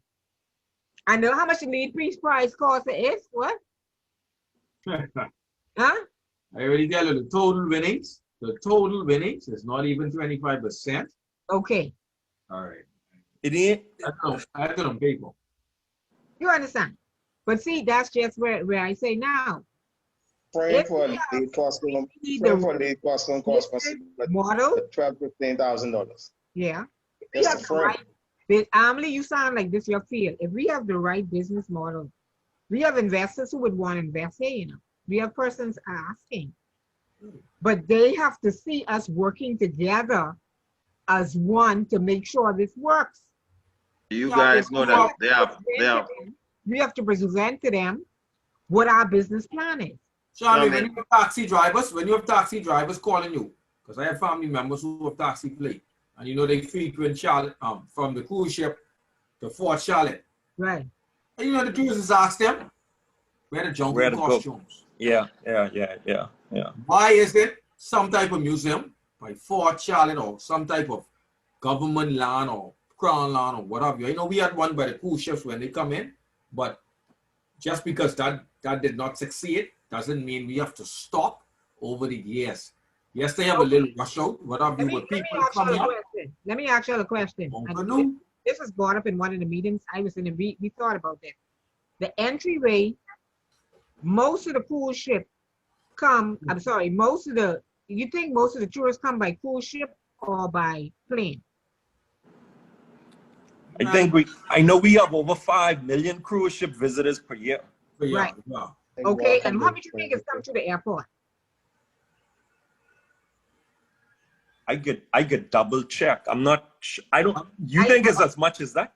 I think it's much or half, that much. maybe half, right? But I say I'm not sure. But the cruise ship will absorb the Junkanoo experience quicker because they just here for a couple hours or overnight and then they leave. Okay, but listen to this. You all know we're on the airport road, right? You see them. I remember when I was I went on a cruise to Puerto Rico, and when you come into the dock, there's a mural there, a painting of whatever they do in there. You all can imagine a Junkanoo mural. culture. Okay? Say the gateway from the airport. You see them big wall? Yeah. Listen to me. You can Our imagine governments, driving. even though listen to me, our governments, even though we have had prime ministers that have rushed, when we had a museum, they did not respect Junkanoo was enough to turn around and have a group inside there and pay them properly. Thank you. Okay, and that is the problem. If you pay your entertainers properly, they will sit there on a job every day and come to work to work. We have shows in Atlanta, shows in Bahama. Them guys don't miss them shows. You know why? They're paid. Right. And even though they aren't paid what they should be paid, but that's a different thing. You can imagine signing a contract with Disney Cruise. It's marketing. Some people will tell you yes, but if you ask 100 people, you'll get a yes. Hey, Nelson. You're right. If your leaders don't respect what they do, how you expect to get anything out of it? Yeah. Hey, but that's where, but you know what the good thing is with that? That's why it's more opportunity for us. See, because they skipping out on Junkanoo, and this where I see the opportunity for Junkanooers to get in it. Right. When I did a T-Connection concert in 2013. I did one in Nassau and one in Freeport. People that I know personally told me I couldn't do it. I'm 42 now, 30. I was like 30 something. People told me that they will never talk to no little boy like me. This is how they was dissing me. Because they told me that, that's what gave me the fire to make sure I want to shut them up to go and do it. Right. But that's the same thing what's going on in Junkanoo right now. It's so wide open. I have so much ideas, but I can't do it on my own. And what I've been doing over the years is been trying to accumulate different funds to get it going. Right. But bro, it's so much opportunities out there for culture and Junkanoo. We just need partnerships to do it. It's wide open out there, man. Hey, there are people right here in Nassau, in the Bahamas. Right. When we post this, you're gonna have people listening to you, and we can get it going. There are people right here that collect costumes. You all know that? I know of certain Junkanoo right now is building a mural for a lady. He's already built one. He's building a mural for a lady for her house. Okay, at a very healthy price. Listen, our art form, our culture is in demand all over the world. We have costumes sitting in people's houses all over the world. And I'm talking about lead costumes. Lead costumes get packed up from here, London. Okay, and sitting in persons' houses. Hey, when you all make lead costumes and costumes, okay, here I say you a builder, right? You all are sculptors. You all are considered like artists, like top-notch. But they don't want to show nobody the blueprint of their costume, so you can't sell it. Like what I just said earlier. Even in the judging, the costume had the head off, but the costume in best costume. The next costume in the shack, better they sit in the shack and never come out the shack, but get third place. Say what? So I mean, that's a whole different avenue. I didn't know about that. The costume sit in the shack auction day and get third place, but that's a whole different show. That's a whole different show. Wow. But so explain. So you know the JCNP got some things to explain, but anyway, that's a whole different show. Yeah, that's a whole different show. But on the business avenue, it's been good. We're gonna do our final legend. We're gonna do our final legend, and then we're gonna conclude. So let's get the final legend up for the night. I hope my producer is ready for me. Y'all talking some serious boy. Nelson, me you gotta talk, buddy. You know when the show over. I calling you. Yeah, man. We gotta talk. Yeah, I mean, you wouldn't even know what Nelson and tap into. Nelson has been here, see. Nelson could be considered a younger version of Barabbas. Well, that's my cousin. All right. Barabbas had Junkanoo along with several others had Junkanoo on the move. Yes. And Barabbas was in charge of cities and stuff. Yeah. Okay. Yeah. And he's a legend all by himself. Junkanoo groups were not sitting down. When people at all. Bahamas and here Junkanoo, they see his face. But to add to what Nelson's saying, right, it's a support. If a reggae go, Buju out of jail. Buju coming to Nassau, solo. Yeah. Julian believes what I'm robbing him and artists. We have to support our own. Hold on. Yeah, Nelson that's what had doors first. shut. Wait, listen to this. Jaylee, the independence last year, I think it was year before last, independence celebration. Independence fell on a Thursday night. It's fall on a Thursday. Right. And they had an all Bohemian concert. Yep. Thursday night, I'll never forget. They had over 30 to 40 Bohemian artists. I'm talking about every Bohemian artist who ever think about it. You know those people being out there? If 100 people being on Fort Challenge. Right. And I'm talking about every Bohemian artist that you could think about sang that night. And our Bohemian support. Bourgeois, Jack, y'all ain't get free drinks. But it ain't all about the free drinks, you know. We have to support our own. I agree. Jamaicans support their own. The concert was free. Italians to support their own. We have to support our own, honestly. One of the things I really can't understand too is how we can adopt more and make it Junkanoo Carnival. I bet you one thing. What? If you had the Valley Boys out there. To that. Where? That same concert. To that same concert. But they have their own personal concert. Hey, no, but you saying that as a joke, right? But listen to this. Seriously. Why don't we integrate Junkanoo more in our cultural links or force them to put it more in our cultural links? Right. When we have things like that, not just a rush out. Look at Collect. I must commend on Collect. Awaki. Great turnout. Tourists and Bohemians. But we need to tap into more sponsors, and I'm glad you all will see this on when this is repeated. Quote unquote, hint, hint, hint. More sponsors. Junkanoo's all year round. It doesn't have to be Summerfest Collect. It don't have to be competitive, you know. Integrate Junkanoo. I did a project Princess Keys. That's where a cruise ship go, a personal key. We can tap into them. Junkanoo is loved. Junkanoo is wanted. But the marketing aspect of it have to be aggressive and introducing more to the world. Just how Collect and Count Charlotte. Junkanoo is needed and wanted. Nelson, like you say, Charmaine, you need to talk, and Nelson, we need to go further from there. Okay, folks. Yeah. So we're gonna go now with our next legend of the night. And it's none other than my father, Dr. Winston Churchill Roll. FIE Junkanoo Rush salutes legend of our time, Winston Churchill Roll. He grew up his early years. This story is told by my father. His early years from Fargo Street up East Street as little boys, we would march up and down the streets like Boys Brigade, using touch leaves from a palm tree in Mama's yard. We started a Junkanoo group with large cans covered with any type of plastic.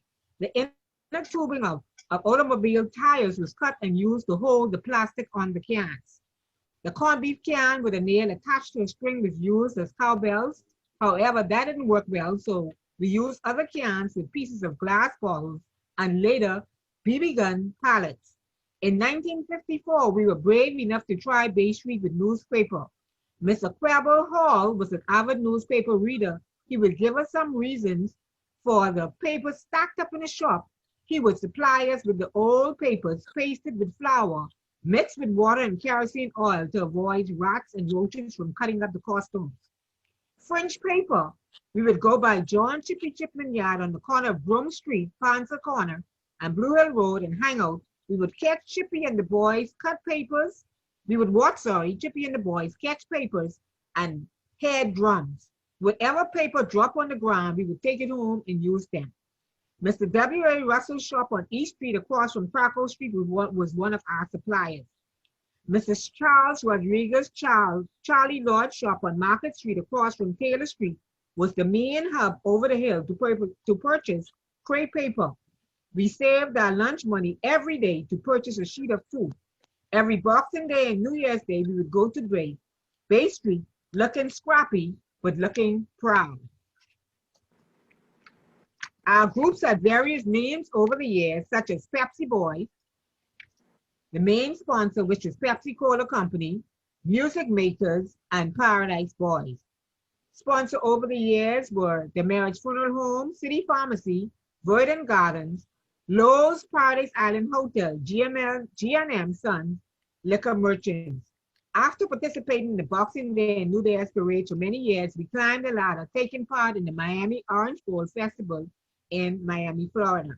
In 1971-72, we went on to Trinidad Carnival, where we learned some of the tricks in building lighter costumes, like using steel rods instead of wood, and white glue and tire wire instead of flour and flour bags.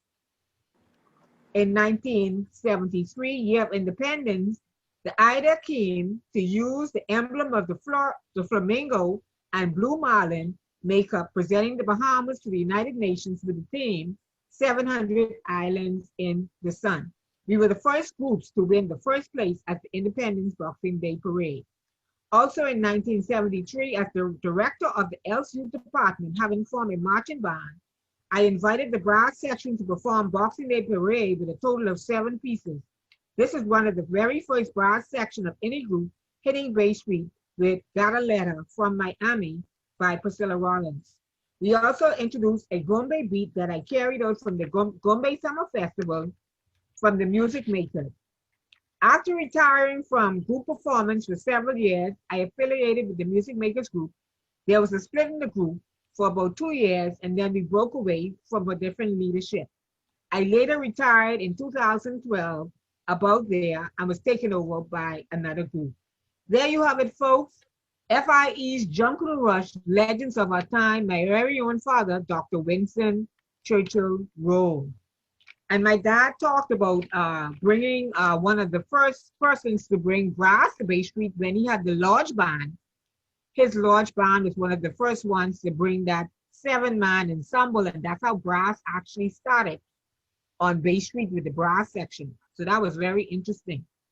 But gentlemen, it has been a very, very interesting conversation. You guys have enlightened me and given me a lot of ideas, and I also have to have a very important conversation with Amelie.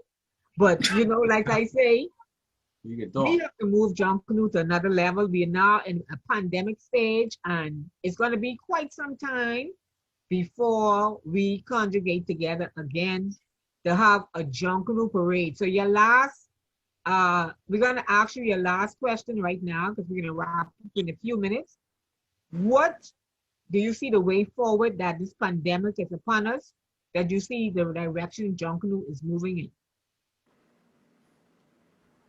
Wow. That's serious, because, you know, let me tell you all a little story here now. You know, I was reading the statistics is now 2585, I think, 2005-85. And we can't conjugate in no plenty setting. And Junkanoo's we don't know how to rush without touching the next person or sweating and swiping the sweat off and going on the next person or blowing the whistle, call and answer. And all that is sweat and sweat and sweat. And we still ain't sure how this disease is passed on. I know we all have some withdrawal symptoms.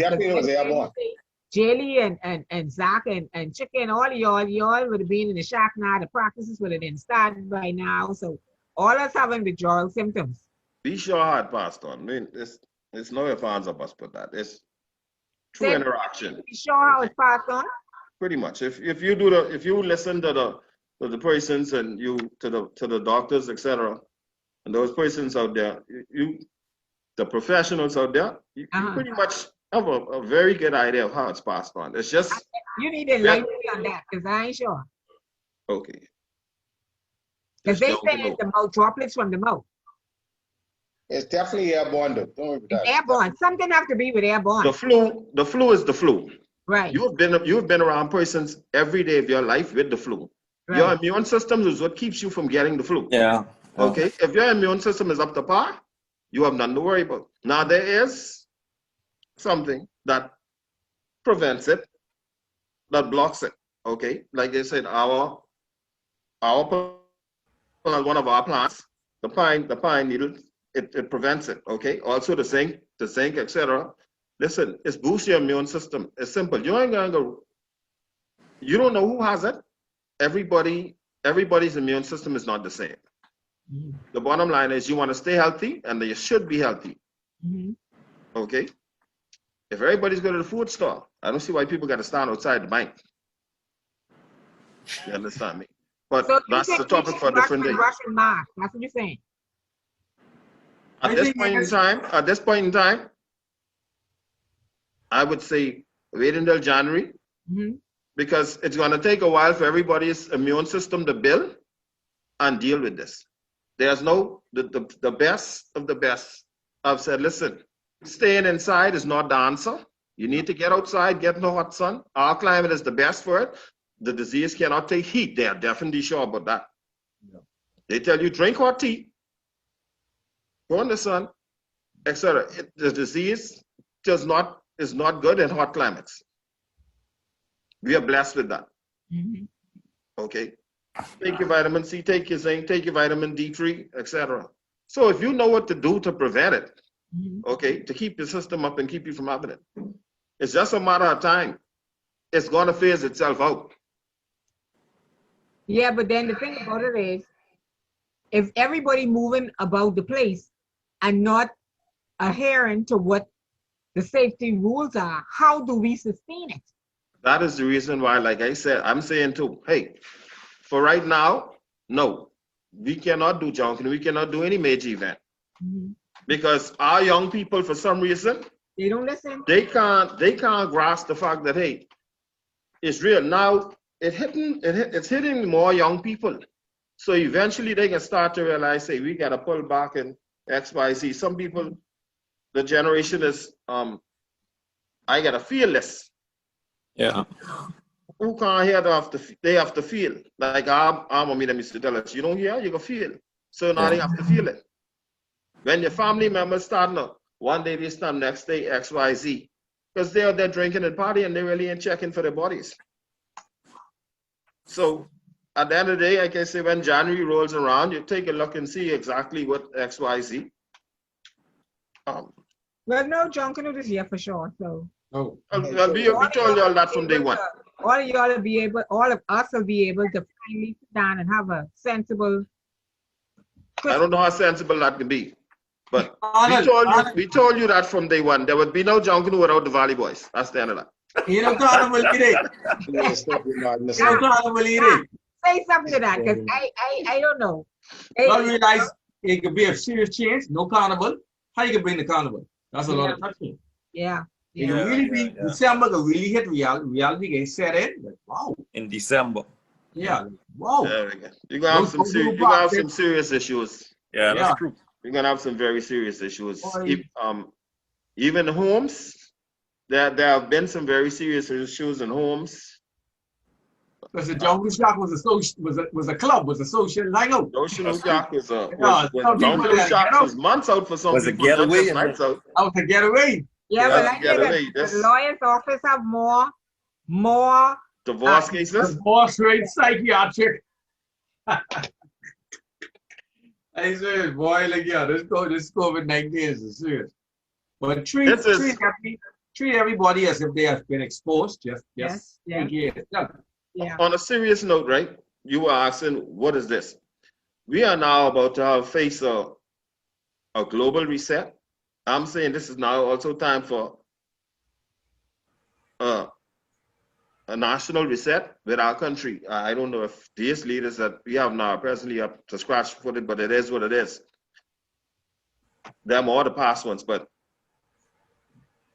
we need to get together. Junkanoo, some of us, like my brother there, Jaylee, myself, the other brother there, we have to get together and spearhead, because there are money-making sides to it, there are cultural sides to it. There's a school that has Junkanoo in its curriculum, okay? And it's not a government school. And that school walked in the junior Junkanoo the other day And and marched junior Junkanoo in the ground. Yep. Yeah. And check it. Okay. Now after that, right? I had a friend ask me, suppose you see one day Chinese festival, not to open a whole floodgate of interracial comments. Suppose you see a Chinese festival be introduced on Bay Street with a heavy financial backing. It All I not could do, happen. I actually, my response was this. No comment. You bow like a Chinese. Like I say, no comment, because that boggled my mind to have a question like that put to me. I talk about the dragons and everything. You know that I know what you're talking about. Yeah, you know that Nah, calendar, right? Suppose you have that introduced to the Bahamas. Really, I just said the word global reset. I said the word Ugly. international reset. With that national reset means all about Bahamians. Yep. Enough to I be- am not on no run where No. foreigners are concerned with Right. integration of no. No. We have been your generation. You graduate in the 80s. I mean, all us here, pretty much. Yeah. Right? We Right. graduate in an era where the elder people were pretty much afraid of us because of our knowledge Yeah. and how fast we came up to speed with them. Right. Yep. We were pretty much held back by older people. When we walk on a job, they don't want to teach you nothing No. No. because you know the internet, they don't know it. That's true. What you could do? COVID-19 brought out your talent. Gardening, cooking. How many people selling food now? Every time I look at my snap, and I support Yeah. Bahamian. I reach a point where is enough is enough. I support Bahamian. Yeah. Not If you in want to my survive, country. if you want to survive, you have to support Bahamian. Yeah, we got to support each other. we have to You support have it. to, you We have to- about to do. We need. What's next? We got to do a Robert Mugabe. Not even You with ain't from here? with Junkanoo. We Oh. have to support each other. Like you say, we have to work together as group to get things done. We have to support each other. Yeah, if we disjointed and all the tribalism continues, Junkanoo We ain't got no place can't succeed like that. to survive. Ironically, we might discriminate, not me, but some discriminate against the foreigners.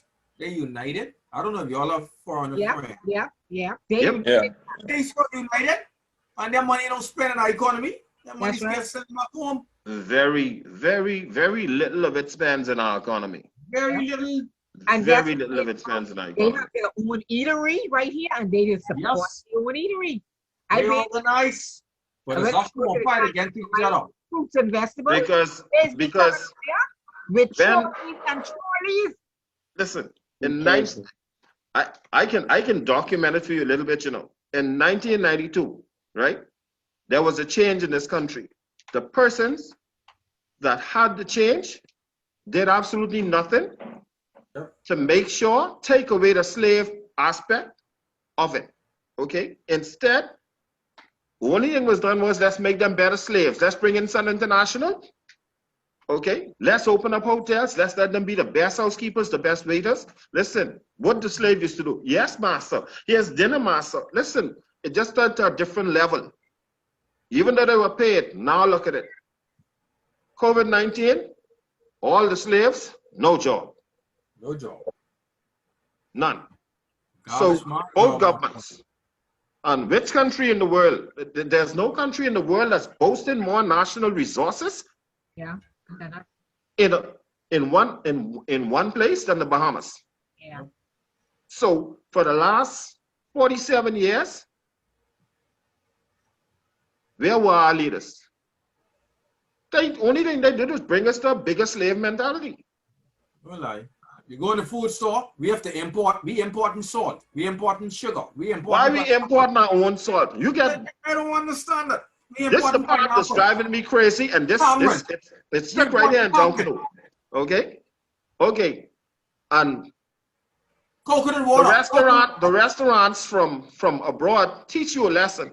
Wendy's, McDonald's, Kentucky, all them sit side by side right here in Nassau. Mhm. Okay, but if I open up a chicken shack, I don't want Jaylee put his chicken shack over on the next block. Why? Yeah. Why? You still have that mindset. Oh, I don't want him next to me. But a Chinese will come and drop his restaurant right there. Or East Street. Plenty of them on East But Street.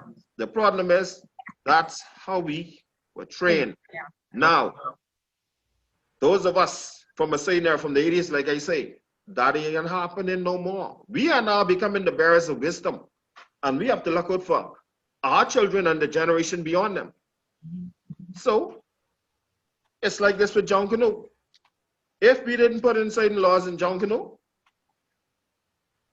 Junkanoo would have been a whole completely different confabulation, because we had certain ministers of culture that were completely into their own selves, into their own artwork, and their own ambitions where Junkanoo concerned. Some had their own sweatsuits, etc., own cups, etc. Now, if you could promote Junkanoo for the Bahamas, or you promoting Junkanoo for your own personal pocket? But you are then the minister, or the deputy is in charge of culture. Well, anyhow, Thanks. we going into a different subject. So, hey, we gotta have another Zoom meeting. We got an open meeting on that one. But gentlemen, it's been a good conversation. And, you know, I want everybody to be safe. And thank you for being the wardens of Junkanoo, because that's what I call the marshals, because without you guys, nothing will get done. Nobody will get no place. Nobody will get help when they break down, and nobody will move from when they need to move. So again, I thank all of you for being those marshals from over the years. And your input here tonight has been very great. I would admonish all of you to be very safe. And I want to see you again, like you can say sometime next year, to rush. It'll be next year. I think the Maybe first, we can this year. I think the first one could be Labor Day. Yeah. I should think the first one should be Labor Day. Join. But by then, Labor Day. it may calm down if we get a vaccine by then. But let me don't talk too much more, because I You know what I mean? Chicken can start talking again. We ain't doing the vaccine thing. No, Our vaccine in the trees. All right. Yeah. All right. Good night, everybody. Thank you. All right, good night. All right. Good night, man. Peace and love. I can call you. All right.